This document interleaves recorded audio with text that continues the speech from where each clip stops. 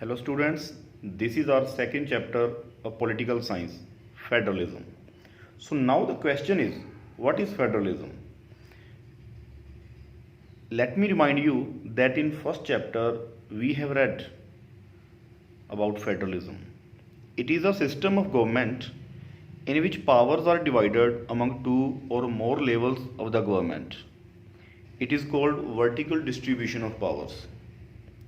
For example, in Belgium, the government shifted from a unitary to a federal form of government to establish peace in the country, whereas Sri Lanka adopted unitary government and faced civil war.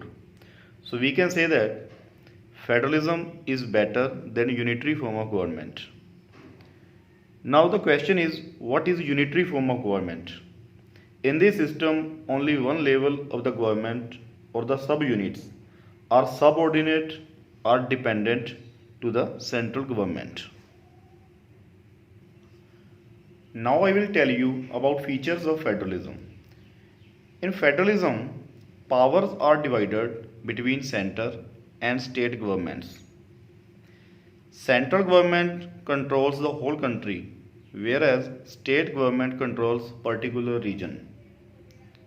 Both governments control same people, but they have different area of control.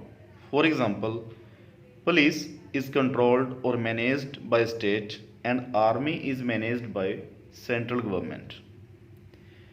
Which level of government has which kind of duties, responsibilities, it is decided through the help of constitution. Fundamental rights and laws can't be changed only by one level of government. If there is any dispute between central and state government on any issue, then Supreme Court decides who is right or who is wrong through the help of constitution. Areas of revenue are also decided through the help of constitution. It means that which level of government has which kind of authority to collect revenue. Revenue is the source of money for the government. The objective of federal government is to establish unity in the country and to give equal status to all citizens. Equal status means government respects all languages, cultures, religions, etc. Federal government is of two types. First is coming together federation. In this type, independent states come together on their own. On their own means by their